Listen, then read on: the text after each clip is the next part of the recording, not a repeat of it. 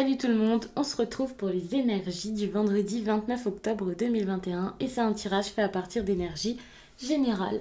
Alors, ça parlera pas forcément à tout le monde, mais si ça vous parle, n'hésitez pas à laisser un commentaire. Pour les consultations privées, les messages libres que je vous envoie donc par audio, la vidéo pour 2022, les consultations donc par Zoom ou alors au téléphone, tout est en barre d'infos. En tout cas, vous pouvez directement aller sur le site les12oracles.com dont j'ai mis le lien pour que ce soit plus simple pour vous. Et vous pouvez aussi m'écrire par mail si vous avez une question avant de réserver pour savoir ce qui vous correspondrait le mieux par exemple, comment faire, je ne sais pas quelle question vous pourriez avoir, mais il n'y a aucun problème, vous pouvez m'écrire comme avant, même si désormais je vous facilite un peu les choses avec le site où vous pouvez regarder directement l'agenda des réservations pour voir les prochains créneaux disponibles. Pour mes oracles et tarots, j'ai mis les liens aussi et j'ai mis ça donc tout en dessous de cette vidéo, dans la barre d'infos toujours, mais vraiment dans les dernières informations. Ici, le tarot, c'est le Luna Sol tarot et j'ai également mis le lien, donc vous pouvez le retrouver très facilement. Si vous souhaitez l'acquérir, en tout cas s'il est disponible, c'est pas forcément un tarot très facile à avoir, donc n'hésitez pas à regarder.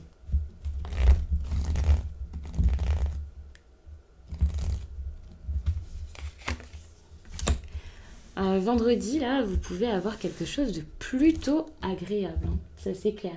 Passer du temps avec des personnes, votre entourage, vous pouvez vraiment avoir quelque chose, soit qui s'améliore, qui recommence, qui se passe bien dans le relationnel, soit quelque chose qui, je vais pas dire a toujours été comme ça, mais quasiment, et vous pouvez en profiter pleinement.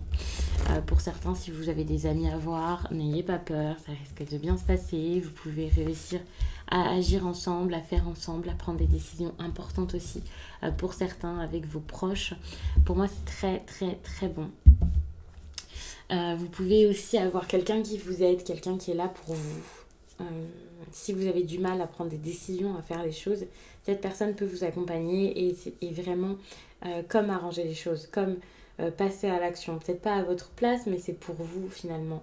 Alors, même si cette personne fait beaucoup pour vous, elle ne le fera pas de façon intéressée en pensant à son plaisir personnel avant le vôtre. Ça, c'est vraiment très bien.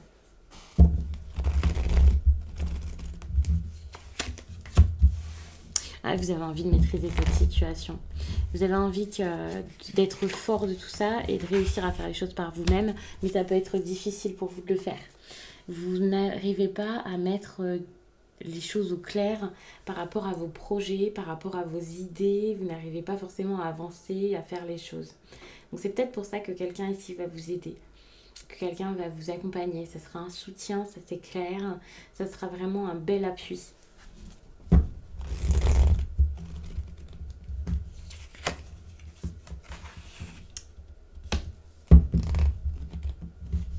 N'ayez pas peur que les choses se passent d'une façon totalement différente de ce que vous aviez prévu.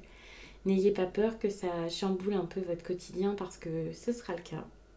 Mais il va falloir être fort de ça et être fort pour ça. Être courageux, ne pas arrêter, foncer. Il risque d'y avoir du changement dans votre vie par rapport à quelque chose auquel vous pensez peut-être déjà actuellement.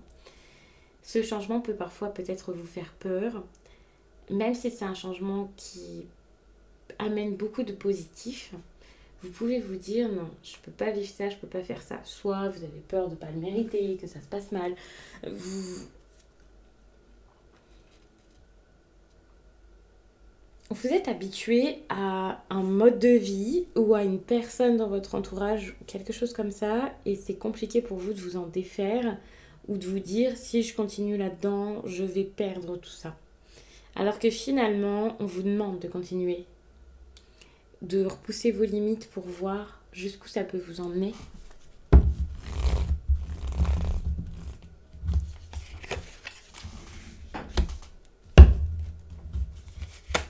Alors au niveau sentimental, c'est compliqué. Vous avez peut-être l'impression de devoir toujours faire beaucoup de choses pour pouvoir récolter peu. J'allais dire pour pouvoir avoir quelque chose derrière. Vous avez peut-être l'impression de devoir vous battre, de faire plus que les autres, qu'il y a toujours un problème. Mais finalement, qu'est-ce que vous récoltez derrière, quoi ? J'ai pas l'impression que que ce soit énorme, j'ai l'impression que c'est plutôt de l'anxiété, des problèmes, des craintes et encore plus de doutes finalement. Vous fournissez des efforts pour sortir des doutes ici dans le relationnel ou votre vie amoureuse. Après voilà, ça dépend de la relation dont on parle, mais ça peut vraiment vous parler de plein de façons différentes avec les personnes avec qui vous pouvez avoir de l'affection, des sentiments. Et finalement, donc j'ai l'impression que vous fournissez une tonne d'efforts pour pouvoir tenir quelque chose, pour plus avoir peur, pour plus douter, un peu pour vous mettre comme dans une sorte de cage de déni ou quelque chose comme ça. Et puis finalement, vous réalisez que vos efforts, c'est jamais assez, qu'il y en a peut-être d'autres encore à faire et ça commence à devenir pesant et moralement, ça commence vraiment à être encore plus que pesant. Vous avez beaucoup trop peur parce que vous savez que vous avez quelque chose à faire qui n'est pas forcément simple à faire. Ça peut passer par un sacrifice, ça peut passer par le sacrifice de ne plus forcément être là à fond pour les autres. Ça ne veut pas dire quitter quelqu'un, quitter votre foyer, partir automatiquement, mais c'est juste ne plus donner de façon si abondante. En tout cas, vous le pensez comme ça, vous le prenez comme ça. Vous vous dites non, c'est bon, c'est pas toujours moi, un petit peu comme si vous vous preniez, comme si vous aviez l'impression qu'on vous prend pour, je sais pas, la bonne poire ou quelque chose comme ça. Enfin, c'est pas du tout une expression que j'utilise en général, mais c'est comme ça que j'ai besoin de vous le dire, donc je pense que c'est nécessaire.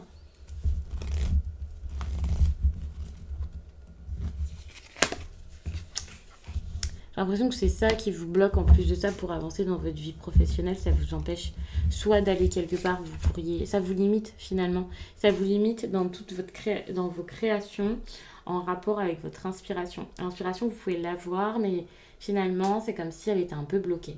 C'est comme si juste au moment de créer, de faire, vous aviez un blocage, quelque chose dehors qui vous en empêche, ou dans votre environnement, une personne, enfin vous voyez, c'est comme si vous étiez prêt à dire quelque chose ou à faire quelque chose, et puis hop, il y a quelqu'un qui vous tient les mains, qui vous bloque la bouche avec ses propres mains, qui vous en empêche. C'est un peu comme ça que vous vivez votre vie professionnelle. Vous avez l'impression d'avoir un potentiel monstre. Enfin, peut-être que vous vous en rendez pas compte, hein, mais pour la plupart, vous avez en tout cas peut-être pas l'impression d'avoir un potentiel de fou, mais d'avoir une idée peut-être de fou, une idée qui pourrait vous changer la vie, qui pourrait vous faire vivre de bonnes choses. Et malheureusement, tout ça, c'est comme éteint, bloqué par soit des limitations que vous avez vous-même, que vous mettez, soit des limitations que vous mettez. Mais même si c'est une personne extérieure qui vous impose ces limitations, vous en avez cette impression, au final, vous mettez ces limites parce que vous pourriez réagir pour faire en sorte que tout ça s'éloigne. Enfin voilà, vous voyez, pour pouvoir vous débarrasser de ce qui vous empêche de vivre, tout simplement.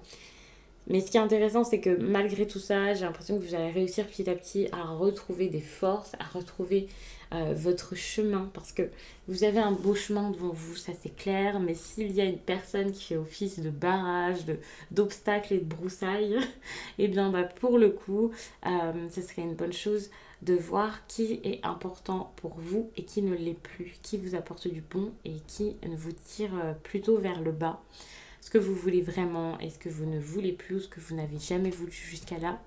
C'est important ici de trouver quelles sont vos priorités, ça c'est clair.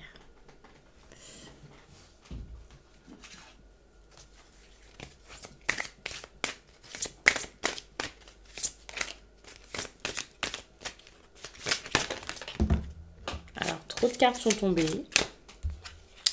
Mais on a ici la séparation qui est tombée dans un sens... pour que vous puissiez vraiment la voir, j'ai l'impression. On vous dit vraiment de soigner votre cœur, de faire les choses, même si ça prend un petit peu de temps encore, mais au moins d'être... je ne la prends pas parce qu'il y avait 3 cartes, mais pour moi, ça vous mène vers une séparation, vers un éloignement, quelque chose comme ça.